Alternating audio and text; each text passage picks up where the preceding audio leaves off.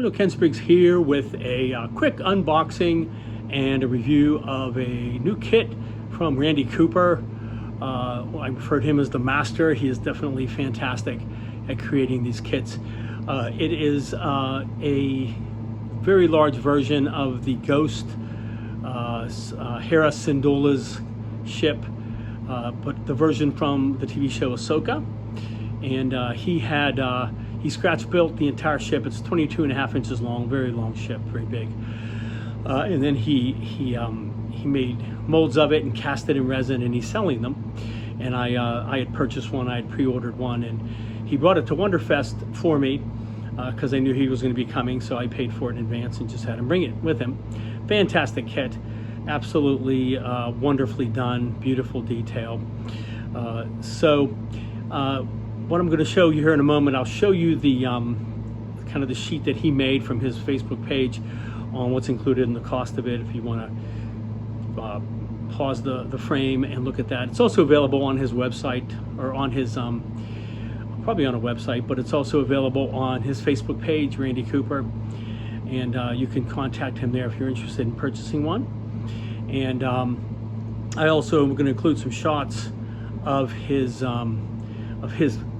build of the kit that he took to Wonderfest and he entered. Beautifully done. So very happy to build this kit here at some point. I don't have an exact time of when I'm going to start it, but I do want to get it completed before next year, before Wonderfest comes back again. So let's go ahead and take a look, and at the end, in the description also, I'll include a link to his YouTube video going over the build of it, or just showing his result of him building this ship. So all right, let's go take a look.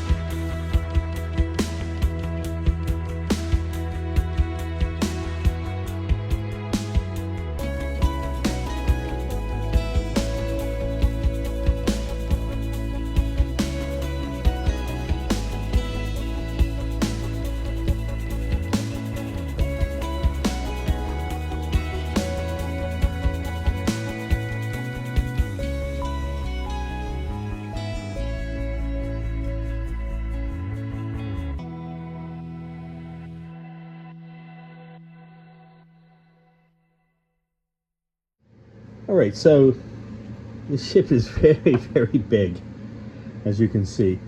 So I'll do my best to try to get it into frame.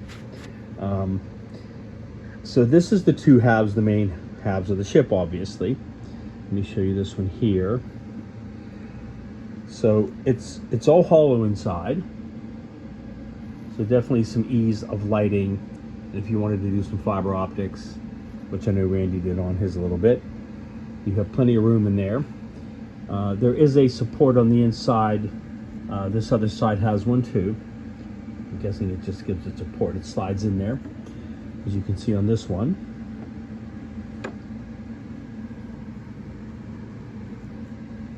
And then the two halves just go together and they marry up in the middle. And then there are parts that cover the seams along the top. And then the engines, of course, cover the seams in the back, and the cockpit in the front, that sort of thing. Go together very nicely. And this thing's going to be huge. You can see by my hand. Just to show you some of the detail, there's part of the engines in the back. Quite a bit of really nice detail along there.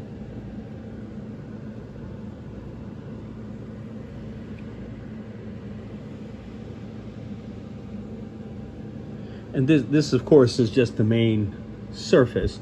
On the sides right now they're open, but there's detail that goes in there, and there's detail, obviously, the piece that goes on the side that's reminiscent of the same kind of detail on the Millennium Falcon.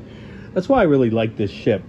It has a lot of the same structural details as the Millennium Falcon, with the sloping sides, the parts on the end here, Now, of course, the cockpit's on the center in the front, and the engines are very different than the Millennium Falcon, but a lot of the same types of design, which would make sense, obviously, if you had different ship manufacturers on making these in a real Star Wars universe. They would use a lot of the same type of ideas. Let's look at the bottom. Some really, really cool detail there on the bottom. That opening there has some detail. I believe it would feed from the inside, or it might just go right into that part. I'll have to see. But that's some more detail in that triangular spot. Some more detail along the top here. The little part in the front, which is kind of a little nub sticking down. Part of the landing gear, well, part of the landing of the ship, I believe, but there's landing gear as well that goes on it. Big opening in the back for the engines. Opening in the front for the cockpit. So, all right, let me go ahead and show you some of the other parts. I'm not going to take them all up, but I'll show you some of the main parts. All right, so here are the main parts for the engines. Beautiful, beautiful detail. Look at that. Just absolutely amazing. Slight bits of flash from the resin pour, but very easy to clean up. These are really, really well done. And this whole plate then is designed to go in the back of this opening here on the ship. And I believe this is probably part of that for the other engines. I have to see how those will fit together. Then you have these other larger ones. Lots of piping. I'll have to draw it. You can see how thin that is. So I'll have to clean up that little edge right there in order to light them, which I certainly would want to. I'm guessing when that pops out that would match up with this peg right here to go into it. And then you have other parts with the engines. I'm not going to take them out, but you've got like the inner engine parts, another piece right there, some other sections to light up the engines. And of course, obviously they're hollow, so there won't be any problem lighting them up. And then I'll be able to just drill right through this for any wiring as well. This whole thing can be a sub-assembly.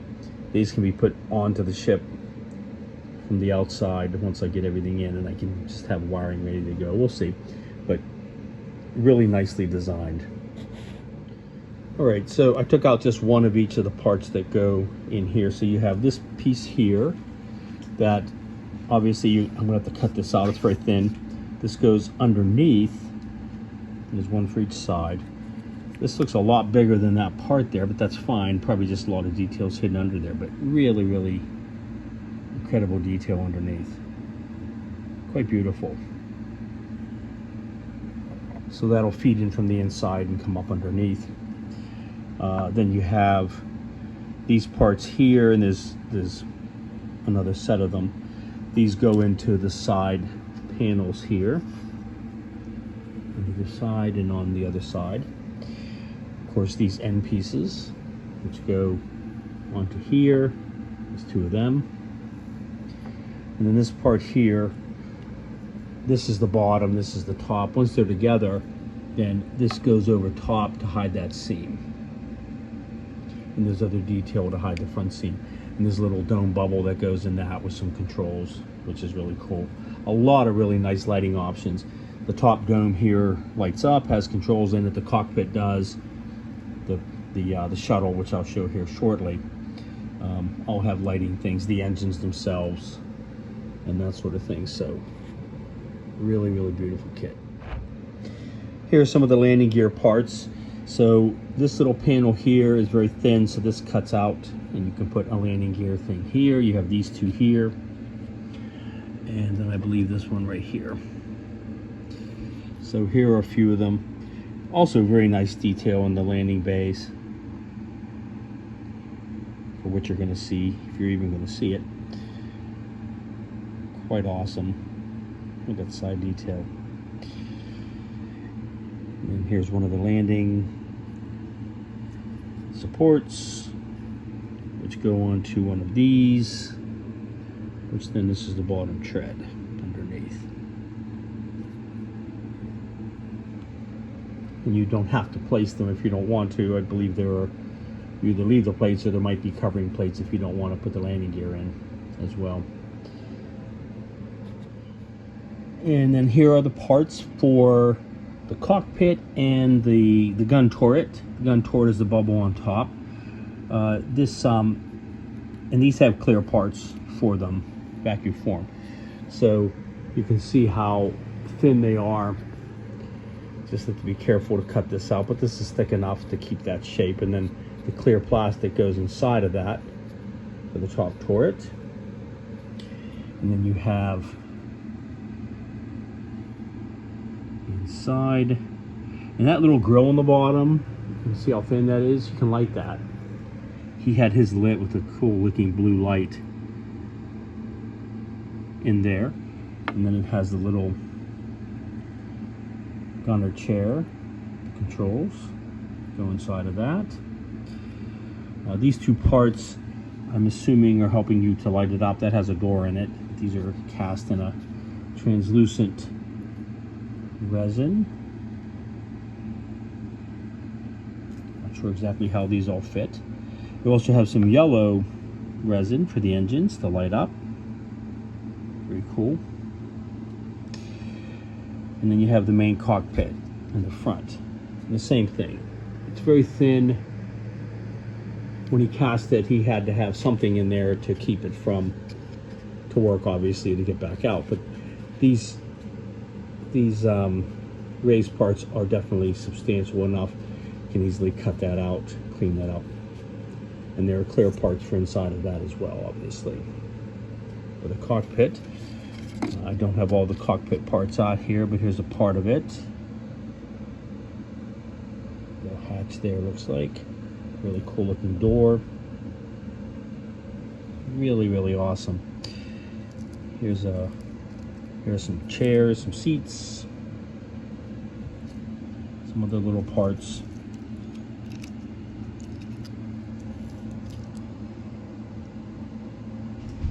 And there are additional ones too that make up the cockpit. All right, and then let me show you the final part that I'm really, really thrilled with on this ship. All right, and here are most of the parts for the shuttle that goes in the back of the ship. And you can attach it, you can have it removable. You've got the main body here, opening from front to back. Inside of that goes this part.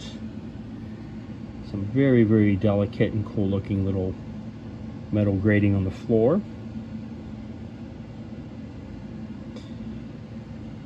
And then that goes into, matches up with this part, which also has that grating. This obviously goes on the front of here. And then you have the cockpit part that goes up on top. And again, same thing. Just cut out the windows. There's some grating on the inside of that. You have some controls that go inside. It's a couple of seats.